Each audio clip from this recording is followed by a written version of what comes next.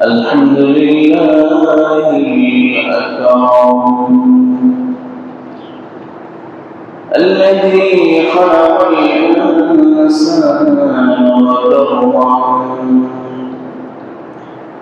وعلمه من البلاء ما لم يعلم فسبحان الذي لا يحصى امتنانه باللسان ولا بالقلم ونشهد أن سيدنا ونبينا وحبيبنا وشفيعنا وسندنا وطبيبنا وطبيب قلوبنا ومولانا محمد عبده ورسوله الذي أوتي جوامع الكلم ومنابع الحكم وكرائم الشيم وصلى الله تعالى عليه وعلى آله وصحبه نجوم الطريق الأمم أما بعد فأعوذ بالله من الشيطان الرجيم بسم الله الرحمن الرحيم الحج أشهر معلومات فمن فرض فيهن الحج فلا رفث ولا فسوق ولا جدال في الحج وقال رسول الله صلى الله عليه وسلم الحج المبرور ليس له جزاء إلا الجنة أو كما قال عليه الصلاة والسلام سبحانك لا علم لنا إلا ما علمتنا إنك أنت العليم الحكيم سبحانك لا فهم لنا إلا ما فهمتنا إنك أنت الجواد الكريم সম্মানিত মুসলিম কিরাম মহান আল্লাহ রাব্বুল আলামিনের দরবারে লাখো কোটি শুকরিয়া যিনি আমাদেরকে সম্মানিত চারটি মাস মুহররম জিলহজ এবং রজব এই চারটি মাসের মধ্যে জিলহজ মাস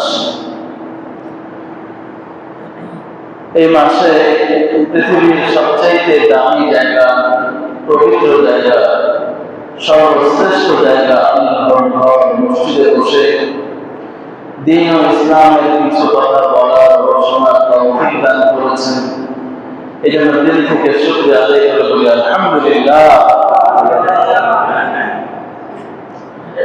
অসংখ্য দরুদ ও সালাম সর্বশেষ নবী সর্বশ্রেষ্ঠ নবী বিশ্ব নবী সাইয়্যিদুল আম্বিয়া আশরাফুল আম্বিয়া হযরত মুহাম্মদ মুস্তাফা আহমদ মুশতাবা সাল্লাল্লাহু আলাইহি ওয়াসাল্লাম এর উপর দরুদ শরীফ পাঠ করে বলি সাল্লাল্লাহু আলাইহি ওয়াসাল্লাম সম্মানিত উপস্থিতি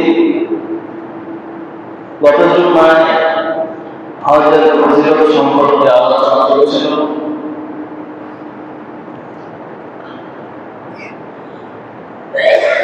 হজ কার উপরে ফরজ এই বিষয়ে গত জন্মায় বলেছিলাম, আমার মনে হয় একটু স্পষ্ট করে বলে সবার বিষয়টা বুঝে আসে।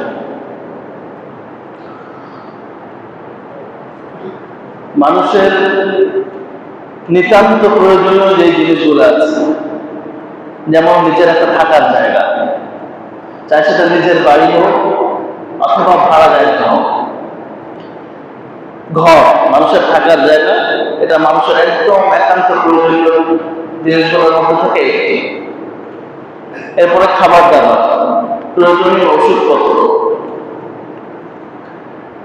এটার অতিরিক্ত যদি কোনো ব্যক্তি এই পরিমাণ টাকা অথবা টাকার সমপরিমাণ সম্পদের মালিক হয়, যেটার দ্বারা খরচ করে আসা সম্ভব, বর্তমান সময় হিসাবে 7 লাখ টাকার মতো, তাহলে সেই ব্যক্তির উপরে হজ ফরজ।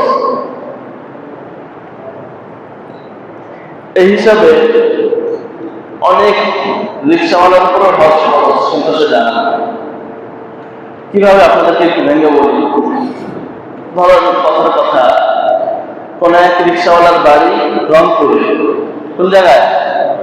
রংপুরে। সে ঢাকা শহরের মহাখালীতে রিক্সা চালায়। কোন জায়গায়? মহাখালীতে রিক্সা চালায়। ওখানে এক বস্তিতে সে ফ্যামিলি নিয়ে থাকে, পরিবার নিয়ে থাকে। ধরেন কথার কথা 3000 টাকা মাসে ভাড়া, 3 সেট ঘর।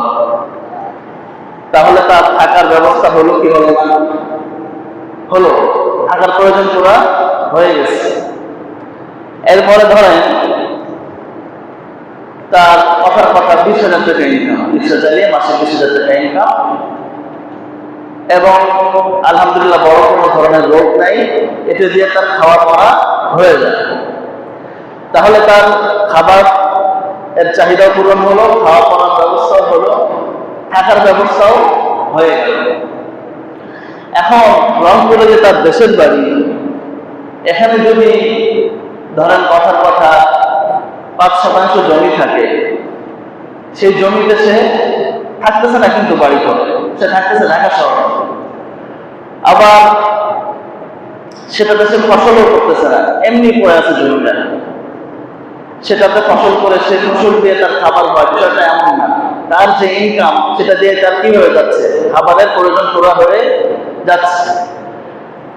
তাহলে ওই যে 5% জমি আছে, সেটার মূল্য যদি 7 লাখ টাকা পরিমাণ হয়, তাহলে এটাও তার একান্ত প্রয়োজনীয় সম্পদের চেয়ে অতিরিক্ত। এই সম্পদ বিক্রি করে হলেও, এই জমি বিক্রি করে হলেও তার উপরে হজ করা ফরজ। তবে যদি ব্যাপারটা এমন হয় যে তার দেশে আলাদা কোনো জমি নাই, একটা ভিটে মাটি আছে, একটা বাড়ি আছে, সে বাড়িতে তার মা বাবা থাকে, তাহলে ওটা প্রয়োজন। ওটা যদি বিক্রি করে তাহলে মা বাবা থাকবে কোথায়? বিষয়টা কি বুঝতে পারছেন? কিন্তু তার মা বাবা, পরিবার পরিজন কেউ সেখানে থাকতেছে না, সেটা যে ফসল হয় সেটা দিয়ে তারা খায়, বিষয়টা এমনও না। এমনি তাদের খাওয়া পড়ার প্রয়োজন পুরো হয়ে যাচ্ছে, তাহলে এটা কি প্রয়োজনীয় অতিরিক্ত নয়? একান্ত প্রয়োজনীয় অতিরিক্ত। ফুকাহায়ে কেরাম বলেন, মা লা বুদ্দা মিনহু, যেটা না হলে মানুষ চলেই না। মাথায় গুজার একটা ঠাঁই তো লাগবে, থাকার একটা জায়গা তো লাগবে, তো সেই হিসাবে সে বাসা ভাড়া নিয়ে থাকতেছে। আবার দৈনিক খাবারের যে চাহিদা, এটা না হলে তো মানুষ পাচ্ছে না, সেটাও পূরণ হচ্ছে। এখন তার যে অতিরিক্ত 5% জমি আছে, এটা তো তার কাজে লাগতেছে না। এখন কেউ যদি মনে করে যে না, আমার ছেলে সন্তান আছে, তাদের জন্য কি রেখে যাব, মেয়ে বিয়ে দিতে হবে, ছেলের ভবিষ্যৎ আছে, তো ছেলের ভবিষ্যৎ দেখার দায়িত্ব তার। ছেলেকে আল্লাহ তাআলা দুনিয়াতে পাঠিয়েছেন, তার রিজিকও আল্লাহ তাআলা দিয়ে দিবেন। অনেকে মনে করে যারা শুধু কোটিপতি, অনেক বড় জমিদার, তাদের উপরেই হক ফরজ। হিসাবটা ঠিক এমনই। ঠিক এমনই হবে, ধরেন কথার কথা, এই জায়গায় কোনো ব্যক্তি আমাদের ভিটিকান্দিতে, তার একটা ভিটে মাটি আছে, 3 সেট ঘর আছে, যেটাতে সে থাকে। আচ্ছা, এরপর তার একটা অটো আছে, এই অটো দিয়ে তার মাসে 15-20-25 হাজার টাকা ইনকাম হয়, যেটা দিয়ে তার খাবার খরচ হয়ে যায়, আর তার থাকার জায়গা আছে, যেটা থাকার প্রয়োজন পুরা হয়ে যায়। এখন তার যদি ব্যাংকে টাকা থাকে, এটা তো সবাই বুঝে, ব্যাংকে যদি তার টাকা থাকে 7 লাখ টাকা, তাহলে এটা কি তার কাজে লাগতেছে না অতিরিক্ত? অতিরিক্ত। অথবা তার 2 শতক, 3 শতক, 4 শতক, 5 শতক জমি আছে, যেটা বিক্রি করলে হজ করা সম্ভব, তাহলে তার উপরেও হজ ফরজ। অনেকে মনে করেন আমার মেয়ে আছে 3টা মেয়ের বিবাহ করে ছেলেদেরকে বিদেশ পাঠানোর পর তারপরে দেখা যাবে হজ করতে পারি কি না পারি। মাসালাটা কিন্তু এমন না। এমনও হতে পারে, আল্লাহ না করুক, এমন রোগবেলাই হলো যে আপনার ছেলে মেয়ের বিয়ে দেওয়া হলো না, ছেলে বিদেশ পাঠানো হলো না, চিকিৎসা করতে করতে জমি বেঁচে শেষ। এমন হতে পারে না? পারে।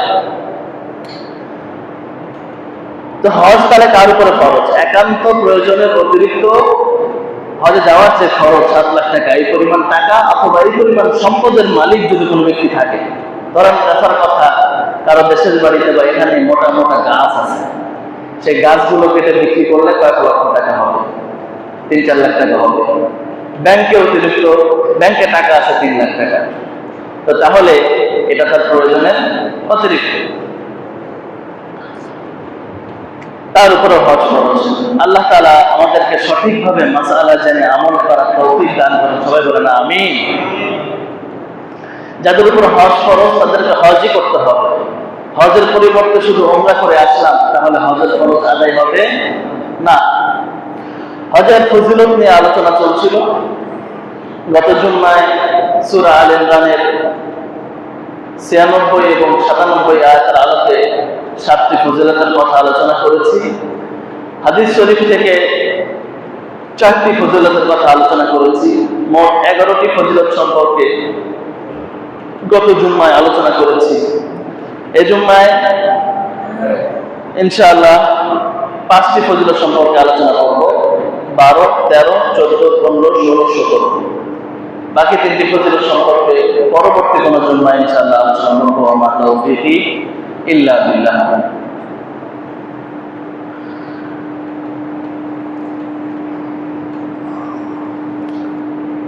হজের ফজিলত সম্পর্কে বুখারী শরীফ হাদিস নাম্বার 1519, মুসলিম শরীফ হাদিস নাম্বার 83, তিরমিজি শরীফ হাদিস নাম্বার 1658, নাসাই শরীফ হাদিস নাম্বার 3130, আবু হুরায়রা রাদিয়াল্লাহু তাআলা আনহু থেকে বর্ণিত, عن أبي هريرة رضي الله تعالى عنه قال سأل رجل رسول الله صلى الله عليه وسلم فقال يا رسول الله أي العمل أفضل؟ قال الإيمان بالله. قال ثم ماذا؟ قال الجهاد في سبيل الله. قال ثم ماذا؟ قال الحج المبرور. বুখারী, মুসলিম, তিরমিজি শরীফের এই হাদিসে আবু হুরায়রা রাদিয়াল্লাহু তাআলা আনহু ইরশাদ নকল করেন, এক সাহাবী বিশ্বনবী নবী আরবি রাহমাতুল লিল আলামিন সাল্লাল্লাহু আলাইহি ওয়াসাল্লামকে জিজ্ঞাসা করলেন, ইয়া রাসূলুল্লাহ, ইয়া হাবিবাল্লাহ, সর্বোত্তম আমল কোনটি আমাকে জানান। ইসলামের মধ্যে সর্বোত্তম আমল কোনটি আমাকে বলে দিন। সাহাবী জিজ্ঞাসা করলেন, ইয়া রাসূলুল্লাহ, সর্বোত্তম আমল কোনটি, সবচেয়ে দামি, আল্লাহর নিকট সবচেয়ে বেশি প্রিয়, সবচেয়ে উত্তম, সবচেয়ে ভালো আমল কোনটি? قال رسول الله صلى الله عليه وسلم أفضل الأعمال الإيمان بالله. নবী আরবি বিশ্বনবী বললেন, সবচেয়ে দামি আমল হলো আল্লাহর প্রতি ঈমান আনা। সবচেয়ে দামি আমল কোনটি? আল্লাহর প্রতি ঈমান আনা, বিশ্বাস স্থাপন করা। কেউ যদি আল্লাহর প্রতি ঈমান আনে, আল্লাহকে বিশ্বাস না করে, ঈমান না আনে, সে যত ভালো কাজই করুক এই ভালো কাজের, সৎ কাজের, নেক আমলের কোনো মূল্য তার নাই। আপনাদের মনে একটি প্রশ্ন হতে পারে, একজন ব্যক্তি আল্লাহকে বিশ্বাস করে না, ঠিক আছে, কিন্তু সে মানুষকে সাহায্য করে, মানুষের কাজে এগিয়ে আসে, মানুষকে খাওয়ায়, মানুষের কত উপকার করে, তাহলে এই ব্যক্তি যে ভালো কাজ করলো, আল্লাহ তাআলা যে এটার বিনিময় দিবেন না, তাহলে জিনিসটা কেমন হয়ে গেল? এরকম প্রশ্ন হয় কি হয় না? হয়। এই প্রশ্নের উত্তরে হাকিমুল উম্মাত মুজাদ্দিদুল মিল্লাত আশরাফ আলী থানভী রাহমাতুল্লাহি আলাইহি বলেন, আল্লাহর ব্যাপারে এই প্রশ্নটা আপনাদের হচ্ছে, এই প্রশ্নটা আপনাদের মনে জাগতেছে। আচ্ছা, আপনারা বলুন তো, ধরুন প্রথম কথা, বাংলাদেশের কোন নাগরিক, বাংলাদেশে বসবাস করে এমন কোন ব্যক্তি যদি বাংলাদেশের সরকারকে না মানে, বাংলাদেশের সরকারের প্রতি বিদ্রোহ ঘোষণা করে, বাংলাদেশের যে আইন আদালত আছে সেটাকে না মানে, কিন্তু সে বাংলাদেশের উন্নয়নের জন্য অনেক কাজ করলো, নিজের পকেটের টাকা খরচ করে কোনো জায়গায় রাস্তা নির্মাণ করে দিল, গরিব মানুষদের টয়লেট স্যানিটাইজেশনের ব্যবস্থা করে দিল, তাহলে তো সে অনেক ভালো কাজ করতেছে ঠিক, কিন্তু বাংলাদেশের আইন আদালত অবমাননা করার কারণে তার নামে মামলা হবে কি হবে না? হবে কি হবে না? হবে। বাংলাদেশের আইন কানুন, রাষ্ট্র, সরকার কোনো কিছু সে মানে না, সবকিছুর বিরোধিতা করে। তাহলে একটা দেশের সরকারকে অবমাননা করার কারণে তার ভালো কাজ থাকা সত্ত্বেও যদি তার নামে মামলা হতে পারে, সারা বিশ্ব যিনি সৃষ্টি করলেন তাকে যদি কেউ না মানে, তাহলে তার ভালো কাজের কোনো মূল্য আছে? কোনো মূল্য নেই। তবে আল্লাহ তাআলা যেহেতু জালেম না, আল্লাহ তাআলা যেহেতু কারোর উপর জুলুম করেন না, মহান আল্লাহ রাব্বুল আলামিন যে কাজটা করবেন সেটা হলো, কাফের, মুশরিক, নাস্তিক তারা যে সমস্ত ভালো কাজগুলো করে, আল্লাহ তাআলা এটার প্রতিদান তাদেরকে দুনিয়াতেই দিয়ে দেন। তার মনের যেই ইচ্ছাগুলো থাকে যে আল্লাহ আমাকে এটা দাও, ওটা দাও, তার দোয়া কবুল করে তার ভালো কাজের বদলা আল্লাহ রাব্বুল আলামিন তাকে দুনিয়াতেই দিয়ে দেন। আর আখিরাতে তার জন্য যেহেতু চিরস্থায়ী জাহান্নাম, ঈমান না আনলে তো সে জান্নাতে যেতে পারবে না। এই জন্য সেই যে ভালো কাজগুলো করে থাকে, মহান আল্লাহ রাব্বুল আলামিন সেটার প্রতিদান তাকে দুনিয়াতেই দিয়ে দেন। হাদিসের মধ্যে যে আলোচনাটা চলছিল সেটা হলো যে সাহাবী আল্লাহ রাসূলকে জিজ্ঞাসা করলেন, আইয়ুল আমালি আফযল, সর্বোত্তম আমল কোনটি? বিশ্বনবী বললেন, সর্বোত্তম আমল হলো আল্লাহর প্রতি ঈমান আনা। ঈমান ছাড়া যদি মানুষ অনেক নেক কাজ করে, তার কোনো মূল্য নাই। 1 2 3 4 5 6 7 8 9 এই সংখ্যার পরে যদি শূন্য থাকে তাহলে সেটার মূল্য আছে, কিন্তু শুধু যদি 1 থেকে 9 পর্যন্ত কোনো সংখ্যা না থাকে, এরপর যতই শূন্য বসান কোনো মূল্য আছে? যদি ঈমান না থাকে তাহলে নেক আমলের কোনো মূল্য নাই। আর যদি শুধু ঈমানটা থাকে, আল্লাহকে বিশ্বাস করে, আল্লাহর নবীকে বিশ্বাস করে, ইসলামের সমস্ত হুকুম আহকামকে বিশ্বাস করে, কিন্তু নফস শয়তানের ধোঁকায় পড়ে সে আমল করে না, নামাজ পড়ে না, রোজা রাখে না, তাহলে আমলের ত্রুটির কারণে আল্লাহ তাআলা যদি মাফ করেন তাহলে তো পড়লেন, না হলে কিছুদিন জাহান্নামে পড়লেও এক সময় না এক সময় সে জান্নাতে যাবে। জোরে বলেন সুবহানাল্লাহ। কিন্তু তার যদি সেই ঈমানটাই না থাকে তাহলে তার জান্নাতে যাওয়ার আর কোনো সুযোগ নাই। এজন্য বিশ্বনবী বললেন, আফদালুল আমালি আল ঈমান বিল্লাহ, সবচেয়ে দামি আমল হলো, সবচেয়ে উত্তম আমল হলো আল্লাহর প্রতি ঈমান আনা, আল্লাহকে খালিক মালিক হিসেবে বিশ্বাস করা। সাহাবী বললেন, সুম্মা মাযা, হে আল্লাহর নবী, ঈমানের পরে সবচেয়ে দামি আমল কোনটি, সবচেয়ে উত্তম আমল কোনটি? বিশ্বনবী বললেন, আল জিহাদু ফি সাবিলিল্লাহ, ঈমানের পরে সবচেয়ে দামি আমল হলো আল্লাহর রাস্তায় জিহাদ করা। ঈমানের পরে সবচেয়ে দামি আমল কোনটি? আল জিহাদু ফি সাবিলিল্লাহ, ইসলামের প্রয়োজনে যখন ডাক আসবে তখন ইসলামের জন্য আল্লাহ ও আল্লাহর রাসূলকে রাজি খুশি করার জন্য নিজের জান বিলিয়ে দেওয়া। বলুন আল্লাহু আকবার। জিহাদ সবচেয়ে দামি আমল কেন? এজন্যই যে জিহাদের মধ্যে মানুষের নিজের কষ্ট করে টাকা কামানো, সেই টাকাও খরচ হয়। এই যে দেখেন ফিলিস্তিনে জিহাদ চলতেছে, তো জিহাদ করতে হলে এই যে তারা ট্যানেল তৈরি করতেছে, অস্ত্র তৈরি করতেছে, এটা কি মাগনা মাগনা ফ্রি ফ্রি নাকি? নিজের খেয়ে পরে নিজের কষ্টের টাকা এটা দিয়ে কাফেরদের বিরুদ্ধে ইসলামকে টিকিয়ে রাখার জন্য, আল্লাহকে রাজি খুশি করার জন্য নিজের অর্থ খরচ করা লাগতেছে। নাম্বার 2, মানুষ সবচেয়ে বেশি ভালোবাসে নিজের জীবনকে, নিজের জানকে। নিজের জানকে মানুষ কোনোভাবেই ধ্বংস হতে দিতে চায় না, যে কোনো মূল্যে মানুষ বাঁচতে চায়। জিহাদের মধ্যে মানুষ নিজের জীবনকে বিলিয়ে দেওয়ার রিস্ক নিয়ে আল্লাহর রাস্তায় আল্লাহর হুকুম, আল্লাহর বিধান পালন করতেছে। 2টা কষ্টের কাজ, একটা হলো নিজের কষ্টের কামানো টাকা, সেটাও খরচ হয়, আর প্রত্যেকটা মানুষের সবচেয়ে পছন্দনীয়, সবচেয়ে তার কাছে দামি হলো নিজের জীবন। সেই জীবনটাও সে আল্লাহর রাস্তায় বিলিয়ে দিচ্ছে। এই জন্য ঈমানের পরে সবচেয়ে দামি আমল হলো কোনটি? আল জিহাদু ফি সাবিলিল্লাহ, আল্লাহর রাস্তায় জিহাদ। এরপর সে সাহাবী বললেন, সুম্মা মাযা, এরপরে কোন আমলটি সবচেয়ে বেশি আল্লাহর কাছে দামি, আল্লাহর কাছে সবচেয়ে বেশি প্রিয়, সবচেয়ে উত্তম আমল কোনটি ইয়া রাসূলুল্লাহ? বিশ্বনবী বললেন, আল হজ্জুল মাবরুর, 3 নম্বরে সবচেয়ে বেশি দামি আমল হলো আল্লাহর জন্য হজ পালন করা। সুবহানাল্লাহ।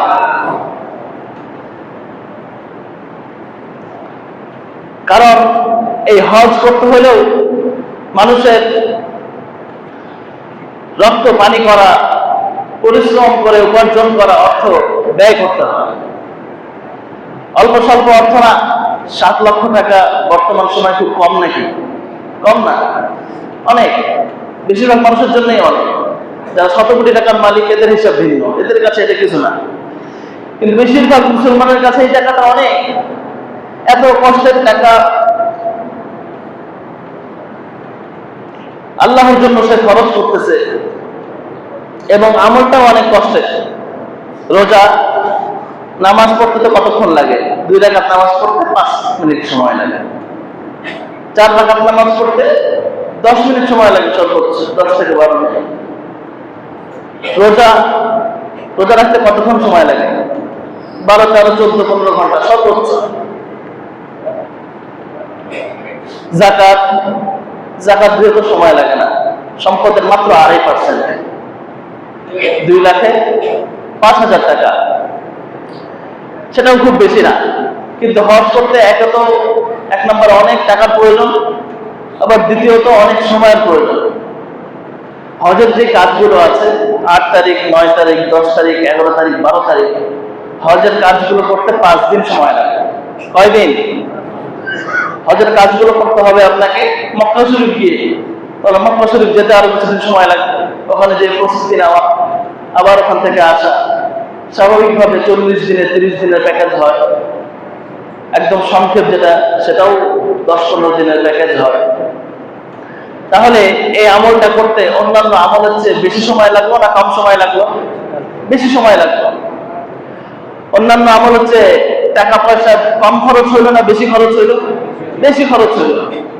টাকা পয়সাও বেশি খরচ হয়, সময়ও বেশি লাগে, পরিশ্রমও অন্যান্য আমল হচ্ছে অনেক বেশি।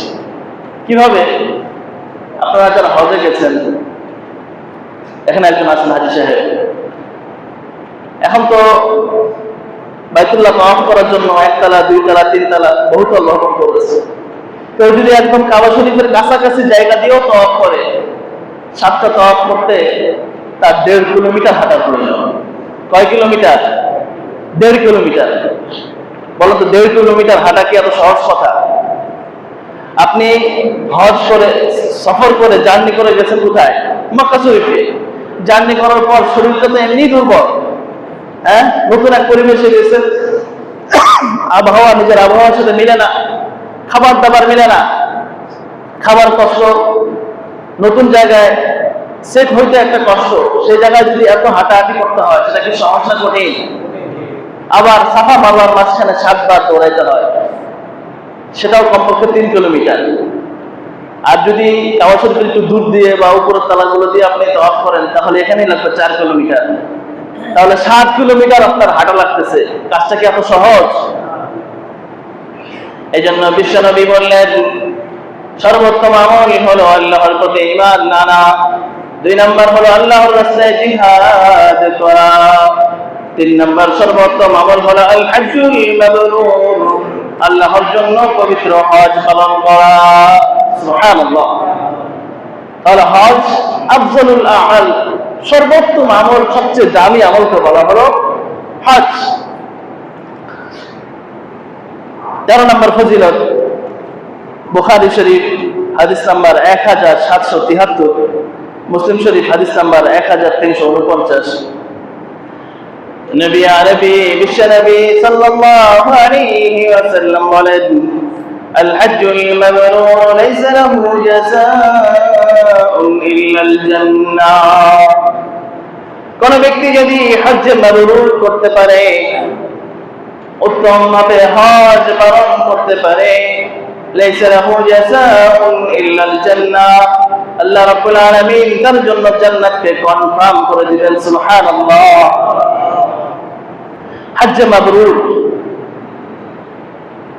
হজ্জ মাবরুর কাকে বলে? এই ব্যাপারে মুহাদ্দিসিনে কেরামের 2টি মত পাওয়া যায়। 1 নম্বর মত হলো এমন হজ যে হজে কোনো গুনাহ থাকে না, লা রাফাতা ওয়ালা ফুসুকা ওয়ালা জিদালা ফিল হজ। বিশেষভাবে আল্লাহ রাব্বুল আলামিন 3টি গুনাহের কথা বলেছেন। হজে একসাথে অনেক মানুষ, খাবার দাবারের পরিবর্তন, জায়গা পরিবর্তন, মানুষের মেজাজ গরম থাকে। এজন্য আল্লাহ রাব্বুল আলামিন বললেন লা জিদালা ফিল হজ, হজে যে কোনো ঝগড়াঝাটি করা চলবে না। যত রাগই উঠুক, চুপচাপ আপনার রাগকে হজম করতে হবে। 2 নম্বর ওয়ালা ফুসুক, পৃথিবীর সবচেয়ে দামি জায়গা কাবা শরীফ, হারাম শরীফে গিয়ে কেউ যদি গুনাহ করে, সেই গুনাহের শাস্তি অনেক বেশি। এজন্য আল্লাহ রাব্বুল আলামিন বলে দিলেন লা ফুসুক, হজে গিয়ে কোনো ধরনের গুনাহ করা চলবে না। ওয়ালা রাফাস, রাফাস হলো অশ্লীল কর্মকাণ্ড। হজের যে সময়টি রয়েছে, এই 5 দিন সময়ের মধ্যে বৈধ স্ত্রীর সাথে মেলামেশা করাও নিষিদ্ধ। রমজানে রোজা রাখা অবস্থায় যেমন স্ত্রী সহবাস করা নিষেধ, ঠিক তেমনই ভাবে হজের এই 5 দিনে স্ত্রী সহবাস করাও নিষেধ। যেটা বৈধ সেটাই যখন নিষেধ, আর অবৈধ যে সমস্ত অশ্লীল বেহায়াপনা কর্মকাণ্ড আছে এগুলো বিশেষভাবে নিষেধ করা হয়েছে। তো এই অশ্লীল কর্মকাণ্ড, ঝগড়াঝাটি আর যে কোনো গুনাহ, এই 3টা জিনিস থেকে মুক্ত থেকে যে ব্যক্তি হজ করতে পারবে তার হজটা হবে হজ্জে মাবরুর। আর এই হজ্জে মাবরুরের বিনিময়ে আল্লাহ রাব্বুল আলামিন নিশ্চিতভাবে তাকে জান্নাত দিবেন। সুবহানাল্লাহ। এটা হলো একটা ব্যাখ্যা। আরেকটা ব্যাখ্যা হলো হজ্জে মাবরুর বলা হয় মাবরুর বিররুন থেকে। বিররুন মানে ভালো কাজ, বিররুন মানে কি? ভালো কাজ। হজ্জে মাবরুর বলা হয় ওই হজকে যে ব্যক্তি হজ করে আসার পরে আগে তার যে গুনাহ করার অভ্যাস ছিল সেই গুনাহগুলো ছেড়ে দিয়ে সে কেবল নেক আমলই করে, গুনাহ আর করে না, তার হজকে বলা হবে হজ্জে মাবরুর। সুবহানাল্লাহ। আল্লাহ রাব্বুল আলামিন আমাদের সকলকে হজ্জে মাবরুর করার তৌফিক দান করুন। আমিন। সম্মানিত মুসল্লিয়ান কিরাম, হজের 20টি ফজিলত সম্পর্কে আলোচনা করছিলাম। 13 নম্বর ফজিলত গেল। 14 নম্বর ফজিলত ইবনে মাজাহ শরীফ হাদিস নাম্বার 2802, মুজাম আওসাত লিত-তাবরানী হাদিস নাম্বার 6311, হাদিসের সনদটি সহিহ। বিশ্বনবী সাল্লাল্লাহু আলাইহি ওয়াসাল্লাম বলেন আল হুজ্জাজ ওয়াল উম্মার ওয়াফদুল্লাহ دعاهم فأجابوه وسألوه فأعطاهم আল হুজ্জাজ ওয়াল উম্মার রাহমাতুল্লাহ, যারা আল্লাহর জন্য হজ করতে যায় এবং উমরা করতে যায় তারা আল্লাহ রাব্বুল আলামিনের মেহমান। সুবহানাল্লাহ। আপনি যদি আপনার মামার বাড়িতে বেড়াতে যান তাহলে আপনি মেহমান, আপনার মামা হলো মেজবান। আপনার ছেলের বাড়িতে গেলে, ছেলে যদি দূরে থাকে, বা মেয়ের বাড়িতে গেলেন, মেয়ে হলো মেজবান, আপনি হলেন মেহমান। কাবা শরীফ কার ঘর? কার ঘর? আল্লাহর ঘর। তাহলে সেই ঘরের মেজবান কে? স্বয়ং মহান আল্লাহ রাব্বুল আলামিন। আর ওই ঘরে যারা যাবেন তারা হলো আল্লাহ রাব্বুল আলামিনের মেহমান। বিশ্বনবী বলেন দাআহুম ফাজাবুহু, তারা এমন স্পেশাল মেহমান যাদেরকে আল্লাহ রাব্বুল আলামিন ডেকেছেন, তারাও আল্লাহর ডাকে সাড়া দিয়েছে। সূরাতুল হজ্জে ইব্রাহিম আলাইহিস সালামের মাধ্যমে আল্লাহ রাব্বুল আলামিন ঘোষণা দেওয়ালেন ওয়াজ্জিন ফিন নাস বিল হজ্জি, আপনি মানুষের মাঝে হজের ঘোষণা দেন। ইব্রাহিম আলাইহিস সালাম তো 4000 বছর আগে আসছেন, তখন তো আপনাকে দুনিয়াতে আসেনি। তো যারা হজে যাবেন তারা ওই সময় রূহের জগতে থেকেই বলছে লাব্বাইক আল্লাহুম্মা লাব্বাইক। যারা লাব্বাইক অর্থ আমি উপস্থিত, আল্লাহুম্মা মানে হে আল্লাহ, যারা বলছে হে আল্লাহ আমি উপস্থিত, লাব্বাইক আল্লাহুম্মা লাব্বাইক, তাদেরকে আল্লাহ তাআলা জীবনে একবার হলো হজ উমরা যাওয়ার তৌফিক দান করেন। সুবহানাল্লাহ। এটাই বললেন যে আল্লাহ রাব্বুল আলামিন তাদেরকে ডেকেছেন, দাআহুম ফাজাবুহু, তারাও আল্লাহর ডাকে সাড়া দিয়ে হজ উমরা করতে গিয়েছে। ওয়াসআলুহু ফাআতাহুম, তারা ওই জায়গায় গিয়ে যে দোয়াই করবে আল্লাহ রাব্বুল আলামিন তাদের সেই দোয়াই কবুল করবেন। সুবহানাল্লাহ। ওয়া ইন ইস্তাগফারুহু গফারা লাহুম, হজ এবং উমরায় গিয়ে কেউ যদি সারা জীবনের জন্য মাফ চায়, সারা জীবনের গুনাহের জন্য মাফ চায়, আল্লাহ রাব্বুল আলামিন তাদের সমস্ত জীবনের গুনাহকে মাফ করে দিলেন। সুবহানাল্লাহ। আল্লাহর হক যেগুলো নষ্ট করেছে, নামাজ রোজা এগুলো কাজা করেছে, সে নামাজ উঠাতে হবে, রোজা কাজা করতে হবে, এরপর আল্লাহর কাছে মাফ চাইতে হবে। সঠিকভাবে নামাজ পড়তে পারেনি, মাফ করে দেন, আল্লাহ মাফ করে দিবেন। আর যদি মানুষের হক মেরে থাকে তাহলে সেটা পরিশোধ করে দিতে হবে। মানুষের হক আল্লাহ তাআলা মাফ করবেন না। সম্মানিত মুসলিমেরা, সময় সংক্ষিপ্ত হওয়ার কারণে আজকে আলোচনা এখানে শেষ করছি। আল্লাহ রাব্বুল আলামিন আমাদের সকলকে তার ঘরে হজ এবং উমরার মাধ্যমে হাজিরা দেওয়ার তৌফিক দান করেন। সকলে বলেন আমিন। ওয়া আখিরু দাওয়ানা আলহামদুলিল্লাহি রাব্বিল আলামিন। তাদের সুন্নাত বাকি আছে, কবলার জন্য 4 রাকাত সুন্নাত পড়ুন।